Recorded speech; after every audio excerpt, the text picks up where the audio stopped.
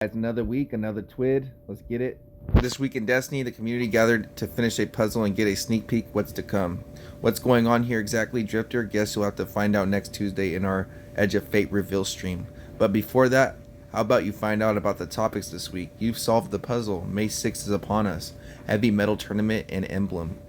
Update 8.2.6 is almost here. 3 new weapons added soon, celebrating AANHPI Heritage Month. Of course, you solved it. You're the best. Last week, the Guardians with the neatest eye noticed something weird, that there were some chess pieces scattered around the Sol system. Pawns, knights, bishops, rooks. What was this all about? It didn't take much time to understand what was going on, and you put the pieces of the latest community puzzle together in quite literal sense. Your rewards, some exclusive rewards, and very cryptic cinematic.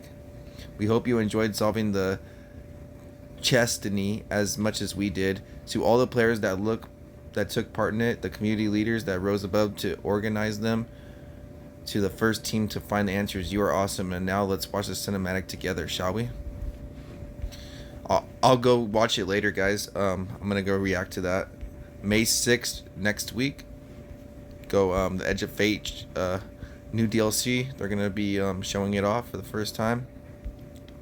So we're gonna get a sneak peek of the DLC, but there's only 5 more days to go until we reveal the Edge of Fate.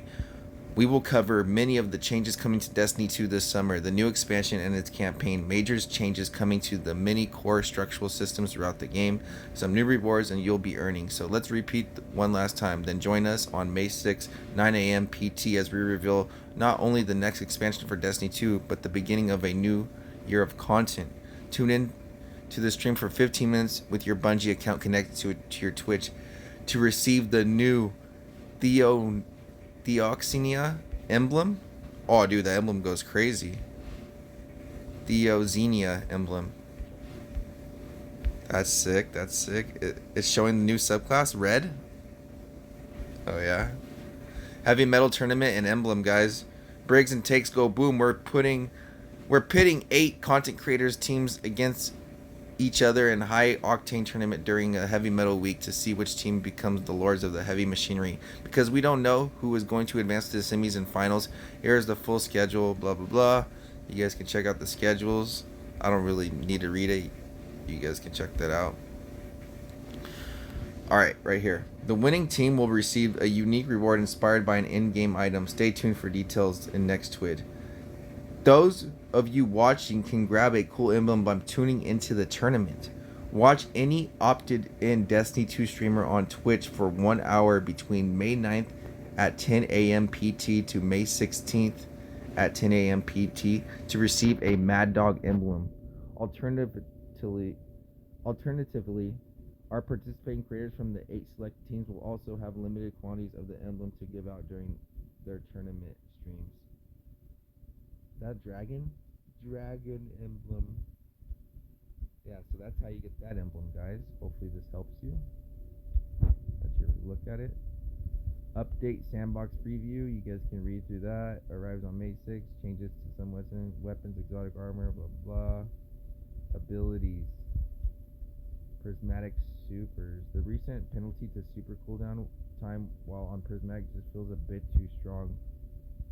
So we have walked the back partially to make it a more likely prismatic subclasses will be able to get their supers in longer trials and competitive matches. Reduce prismatic specific super cooldown penalty from 10% to 5%. That's nice. Prismatic might be a little bit better now. Scatter grenade. The grenade has been a bit power outlier in PvP for a while, so we're bringing it in line. Reduce scatter grenade damage versus players by 15%. Let's go! On the prowl, void aspect is too strong in PvP. The utility needs some more limitations to force more deliberate usage. Reduce PvP prey finding range from 45 to 25 meters. Reduce PvP hunt time from infinite to 15 seconds. Rep. Lightning Surge and Arc Aspect can feel frustrating to play both with and against, as it feels like the damage against players can be highly variable. Clamp. The variability of Lightning Surge damage against players slightly increases the minimum damage dealt and reduce the maximum damage. Let's go, let's go. These are like actual good updates for Bungie, guys. Global. Withering Blade Stasis Prismatic Melee has been underperforming in PvP and need a PvP consistency buff. Increase tracking strength by 20%, increase damage by 10%. So guys, I'm making a build with the Withering Blade. So it's going to be an SBO build and stuff. So yeah, that's going to be good for the next video. All throwing knife melees.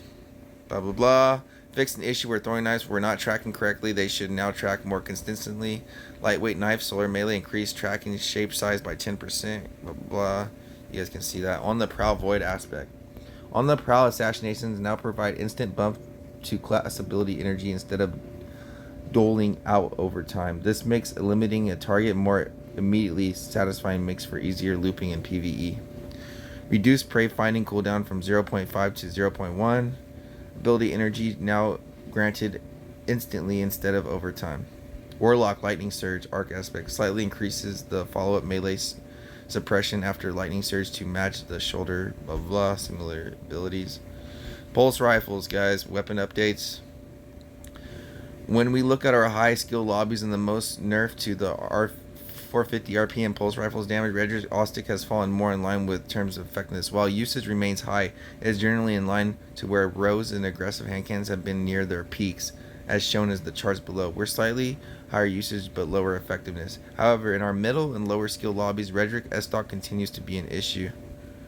We believe the problem is twofold: the lack of competition from auto rifles and other pulse rifles in terms of forgiving mid-range options. The legacy frame offering slightly too much jack of all trades playstyle. Similarly, our solution will be two parts: reduce ADS range from legacy frame pulse rifles to match the damage fall off scale currently used in high impact frame pulses, and buff the handful of other weapon types: rapid pulse rifles, high impact precision auto rifles, heavy burst hand cannons, to provide more competition in mid-range engagements. The legacy frame origin trait now reduces ADS damage fall off scalar by 0.1.1. This reduces Battler S-Stock's ADS damage fall off scalars from 1.6 to 1.6, matching high impact pulses. Increase BX SAR's Battler's airborne effectiveness stat from 10 to 21. Nice. Those are the little stats you guys got. You guys can look into it. Increase base damage from 14.5 to 15. Increase precision damage from 27.6 to 27.8. Hand cannons heavy burst. Increase ADS damage fall off scalar from 1.5 to 1.6. Adaptive judgment. Magazine size increase from 9 to 11. Reload increase from 45 to 40 to 45. Increase handling from 42 to 55. Auto rifles. High impact. Increase base damage from 4%. Body shot damage goes from 23 to 24. Critical hit goes from 41.4 to 43.2.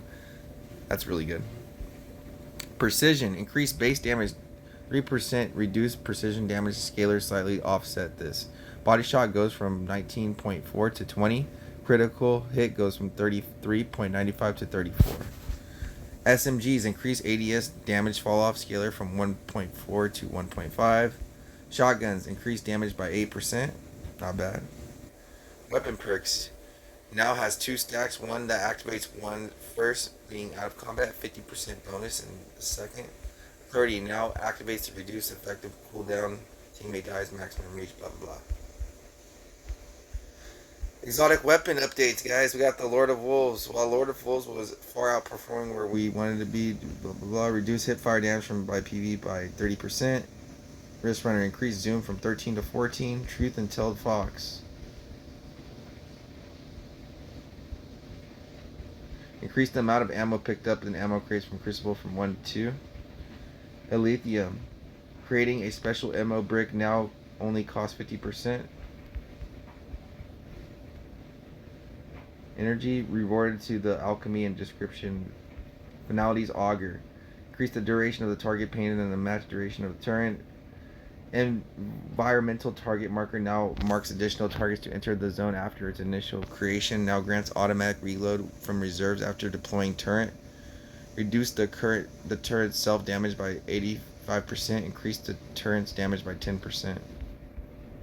Armor updates. Radiant Dance Machines. The goal of RDM's rework was introduced a new style of gameplay into PvP centered around aggressive close range play with primary weapons. While this has happened in practice, We have received a large amount of feedback of that the playstyle itself is fun to use. We need to make sure that the peak it is banned with other playstyles that exist in high-end Crucible. Unfortunately, due to the difference between the input devices, the current tuning of RDM continues to remain problematic on mouse and keyboard, while being significantly less effective on controller. The last word included, which has been addressed in tuning specifically below. The usage reflects this, with RDM seeing 45% higher usage on mouse and keyboard. MNK already benefits from having significantly higher aim assist, accuracy, and stability when firing from the hip than controller does.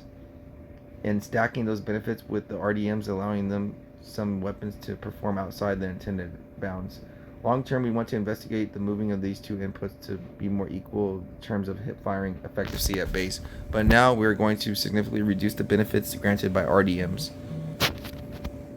We believe these values allow engaged to fire combat limited range. In addition, the hunters don't have all the hip firing fun. We would grant hip fire range and accuracy benefits to primary weapons post reduction.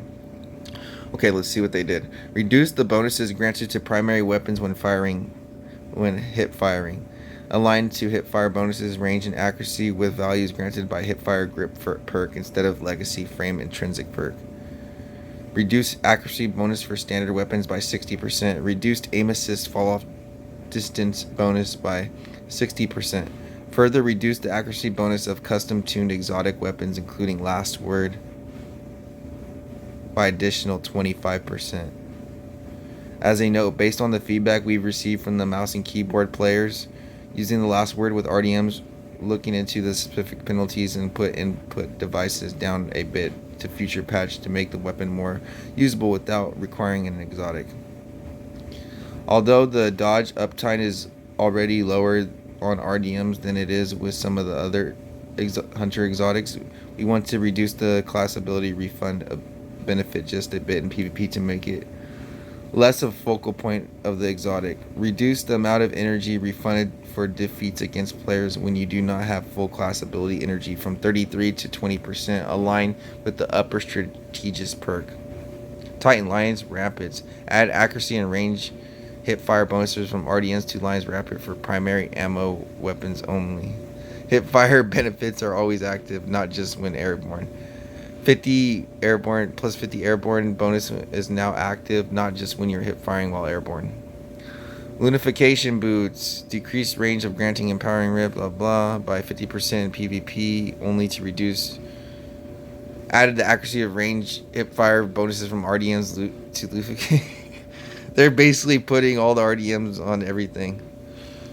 Alright guys, you guys can pause it if you need to. 3 new rewards coming, 8.2. Solar Lightwork Scout Rifles, Column 3, Killing Wind, Heal Clip, blah blah. You guys can read that. Trials of Osiris, we're getting the Inquisitor. That's coming back. You guys can see the perks that we get on that. Nightfall, we'll get the Cruel Mercy. So yeah guys, Trials of Osiris will be back May 13th for the first time after update 8.2.6. So winning on a 4 win streak can get you feature reward. I reached this Care Adept, also an extra Inquisitor Adept to go with it. The same thing, Grandmaster Rifles, blah blah. Yeah, so you guys can get the Happy Asian American Native Hawaiian Pacific or Islander. I believe I made an emblem on this last year, or a video on this last year. So yeah, that's the emblem, guys. Shout out to Hawaii. Player support report, technical issues, artist of the week, movie of the week, The Manda Guardian. So yeah, that's going to do it, guys. We hope the teaser on Lockdown Astounding Move. Excited for the Edge of Fate reveal happening on May 6th. That's less than 5 days away. Making the puzzle's magnitude is unique, huge, with many moving pieces, pun intended. A lot of planification. Now saying that we love to watch you work together to solve this is an understatement. Now, no matter what we put in front of you, this community always finds a way to blow our minds. Thank you for all the passion and effort you put into our games. It's a privilege. Destiny 2 community. Alright guys, that's going to do it for the TWID. Radiant Dance Machines are getting a big nerf. Redrix S-Dog getting nerfed. Lightning Surge getting nerfed, of course. On the Prowl getting nerfed. lot of good nerf scatter grenades, guys. This is going to help the Crucible a lot. Not everybody's going to be running 3 Shadow Blades or Spectral Blades and stuff. So yeah, hopefully you guys enjoy the video. Have a good one. I'll see you guys in the next video. Peace.